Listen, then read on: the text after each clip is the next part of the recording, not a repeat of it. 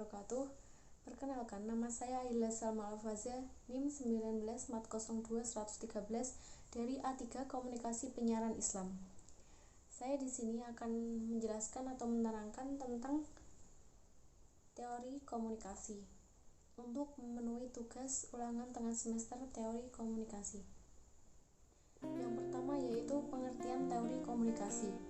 Teori sendiri yaitu serangkaian asumsi, konsep, definisi untuk menerangkan fenomena sosial secara sistematis.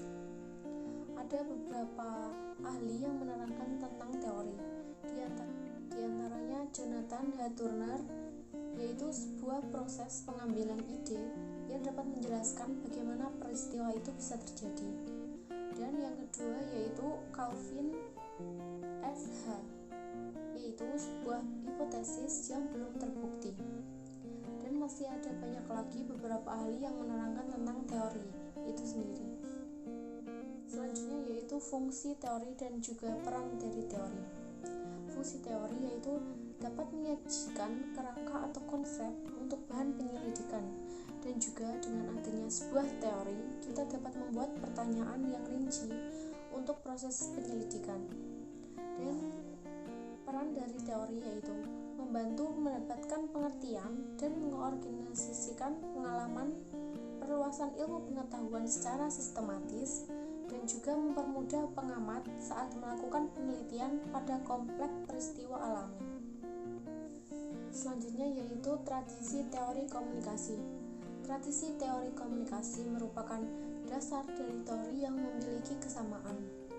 Robert T. Craig merupakan pencipta dari tradisi komunikasi yang memiliki pendapat bahwa setiap teori itu memiliki manfaat dengan cara pandang tertentu untuk melihat dunia. Tradisi teori komunikasi terbagi menjadi 7. Yang pertama yaitu tradisi semiotik. Penyelidikan tanda atau simbol terdiri dari beberapa kumpulan teori tentang bagaimana suatu tanda mempresentasikan. Yang kedua yaitu tradisi fenomenologis yang berasumsi bahwa orang-orang menginterpretasikan pengalaman untuk memahami dunia. Dan yang ketiga yaitu tradisi sibernetika. Tradisi dengan sistem yang kompleks dan di dalamnya terdapat individu yang saling berinteraksi satu sama lain. Yang keempat yaitu tradisi sosiopsikologis, merupakan penjelasan mengenai individu sebagai makhluk sosial. Yang kelima yaitu tradisi sosial kultural, yang mengeksplorasi dunia interaksi manusia. Yang keenam yaitu tradisi kritik, tentang keadilan dan kesenjangan terhadap individu di sekelilingnya. Yang ketujuh yaitu tradisi retorika, merupakan konteks komunikasi yang berfokus pada pembuatan pesan yang baik agar terjadi komunikasi yang baik. Selanjutnya yaitu ada teori komunikasi antar pribadi. Komunikasi antar pribadi merupakan komunikasi yang mempelajari berbagai aspek yang terkait dengan penciptaan makna yang terjadi antara dua orang yang memiliki pengaruh terhadap orang lain dan dapat merubah pengetahuan, sikap, dan juga perilakunya. Karakteristik dari teori komunikasi antar pribadi. Yang pertama yaitu dimulai dari diri sendiri. Yang kedua yaitu bersifat transaksional. Maksudnya mereka saling berinteraksi atau bertukar pikiran untuk mengembangkan ide-ide melalui komunikasi tersebut. Yang ketiga yaitu mencakup aspek isi pesan dan hubungan antar pribadi. Yang keempat, adanya kedekatan fisik antar orang-orang yang berkomunikasi. Dan yang kelima yaitu tidak dapat diubah atau diulang. Dari konsep tersebut, teori komunikasi antar pribadi difokuskan pada dimensi pokok komunikasi antar pribadi, di antaranya individu dalam komunikasi antar pribadi, memahami diri sendiri, memahami orang lain, dan juga aspek rasional atau hubungan dalam komunikasi antar pribadi. Macam-macam dari teori komunikasi antar pribadi. Yang pertama yaitu teori kumpulan tindakan. Teori ini mempelajari sifat kreatif manusia tentang bagaimana mungkin bagi kita untuk mendengar, berkata, berpikir, dan juga berbuat sebelumnya. Yang kedua yaitu teori atribusi, merupakan teori yang menjelaskan tentang keingintahuan seseorang dan juga mencari solusinya. Selanjutnya yaitu teori konstruktivisme, merupakan teori yang menjelaskan bagaimana seseorang lebih sukses dalam komunikasi interpersonal dibandingkan dengan orang lain. Selanjutnya yaitu teori imajiner. Teori ini merupakan interaksi imajiner yang masuk dalam golongan daydreaming atau lamunan yang mengacu pada proses kognisi sosial, di mana para individu membayangkan apa yang mereka inginkan. Selanjutnya yaitu teori perencanaan komunikasi. Teori ini menjelaskan tentang seseorang yang berkomunikasi kepada orang lain hanya untuk menghilangkan kebosanan. Teori pembentukan rasional. Teori ini berpendapat bahwa dalam suatu hubungan terdapat 3 dialektif atau rangsangan keinginan. Di antaranya integration, separation, stability change, dan juga expression privacy. Selanjutnya yaitu teori reduksi ketidakpastian. Teori ini juga berpendapat tentang seseorang yang berinteraksi dengan stabil dan dapat diprediksi, yang dapat membantunya untuk mengurangi ketidakpastian tentang orang lain.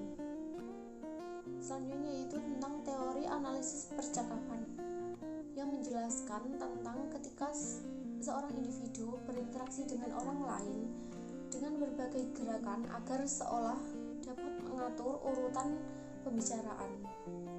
Selanjutnya yaitu teori akomodasi komunikasi. Ketika seseorang sedang berkomunikasi dengan orang lain, maka orang itu akan membedakan seperti menambah atau dapat mengurangi pembicaraan tersebut agar berbeda dengan orang lain. Selanjutnya yaitu teori pelanggaran harapan. Teori pelanggaran harapan dapat memahami konsep yang dipakai oleh nonverbal ketika berkomunikasi. Selanjutnya yaitu ada teori muka yang dapat membantu memahami 2 aspek penting tentang interaksi. Di antaranya mengapa dan bagaimana manusia membangun gambaran tentang citra publik dan strategi apa yang digunakan ketika citra publik itu terancam. Selanjutnya yaitu teori manipulasi informasi yang memasukkan informasi antar pribadi atau kelompok. Dan selanjutnya teori kebohongan antar pribadi, jika ada kalanya seseorang harus berbohong. 2 teori ini sedikit sama tetapi memiliki perbedaan, yaitu dalam teori kebohongan antar pribadi itu hanya berfokus pada 2 dialek atau hubungan 2 orang, dan yang manipulasi informasi itu jika ada kalanya di dalam suatu kelompok atau perkumpulan. Selanjutnya yaitu teori kesopan santunan, bertingkah laku kesopan kepada siapapun. Teori pertukaran kasih sayang, yaitu menjelaskan atau menaruh kasih sayang terhadap seseorang dengan konsekuensi tertentu. Selanjutnya yaitu teori pertalian. Teori ini teori yang mengamati hubungan yang terjalin antar pelaku komunikasi. Selanjutnya yaitu tentang teori pengelolaan kerahasiaan komunikasi. Teori ini memahami cara orang mengungkapkan dan menyembunyikan suatu informasi. Selanjutnya yaitu teori komunikasi rasional yang memahami teoritis dan praktis proses saling berhubungan dengan orang lain dan bagaimana pola komunikasinya. Selanjutnya yaitu ada teori pertukaran sosial yang menggambarkan bagaimana seseorang memasuki hubungan sosial dan mempertimbangkan timbal baliknya dalam suatu hubungan tersebut. Selanjutnya yaitu ada teori komunikasi kelompok. Teori komunikasi kelompok merupakan adanya interaksi individu dengan individu yang lain sehingga dapat membuat adanya suatu kelompok untuk mengadakan berbagai acara atau kegiatan. Contohnya seperti rapat. Karakteristik dari teori komunikasi kelompok yaitu bersifat formal, terorganisasi, terlembaga, dan juga komunikator harus bisa atau dapat mengisolisir beberapa proses yang muncul secara simultan atau serentak dan menggunakan kata-kata yang mudah dipahami untuk mengkoordinasi pengamatan. Macam-macam dari teori komunikasi. Yang pertama yaitu ada teori keseimbangan atau Heider, dan yang kedua yaitu ada teori sistem ABX New Combo, Dan yang ketiga yaitu ada teori proses perbandingan sosial, dan yang keempat ada teori pertukaran sosial, dan yang kelima atau yang terakhir yaitu ada teori sosiometris dan juga Manero, yaitu ada teori Humans yang di dalamnya terdapat 3 unsur struktur kelompok kecil, yaitu kegiatan, interaksi, dan juga pelaksanaan. Selanjutnya yaitu teori analisis proses interaksi untuk menjelaskan pola diskusi terutama dalam hal kepemimpinan. Teori konvergensi simbolik yang dikembangkan oleh Ernest Burman dengan kelompok mahasiswa dari Universitas Minnesota menemukan proses sharing fantasy. Teori kepribadian kelompok, studi mengenai interaksi kelompok pada basis dimensi kelompok dan dinamika kepribadian dimensi kelompok merujuk pada ciri-ciri populasi atau karakteristik individu. Teori percakapan kelompok terdapat 3, yaitu pemeriksaan masukan dari anggota. Masukan yang berasal dari anggota kelompok dapat diidentifikasikan sebagai perilaku, interaksi, dan juga harapan-harapan yang bersifat individual. Selain itu, tanggung jawab setiap anggota dalam memberi masukan untuk mencapai tujuan kelompok juga bersifat wajib. Yang kedua yaitu ada bahasan tentang peran, tugas, dan juga tujuan-tujuan dari kelompok tersebut.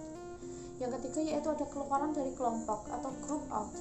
Yang dimaksud dengan output kelompok adalah pencapaian prestasi dari tugas ataupun tujuan kelompok tersebut.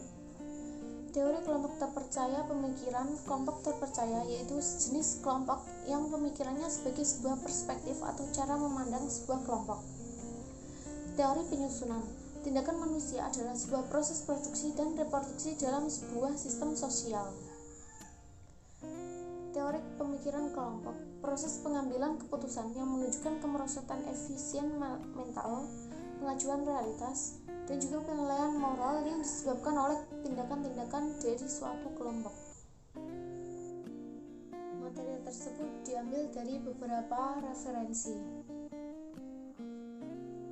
Terima kasih telah menonton video ini. Wassalamualaikum warahmatullahi wabarakatuh.